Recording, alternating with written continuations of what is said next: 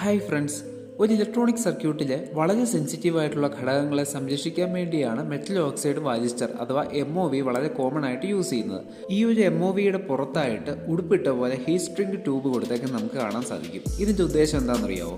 Actually MOV high voltage spike വരുമ്പോൾ ഇതേ രീതിയിൽ പൊട്ടിത്തെറിച്ച് ചീളുകൾ തെറിക്കാൻ സാധ്യത വളരെ കൂടുതലാണ്. ഇങ്ങനെ ചീളുകളിൽ നിന്ന് തെറിച്ച് വരുന്ന ലോഹ കഷ്ണങ്ങൾ തൊട്ടടുത്തുള്ള കമ്പോണന്റുകളിൽ ഷോർട്ട് സർക്യൂട്ട് വരുത്താനും സർക്യൂട്ടിന് ആകപ്പാടെ വലിയൊരു നാശനഷ്ടത്തിലേക്ക് നയിക്കാനും കാരണമാവാറുണ്ട്.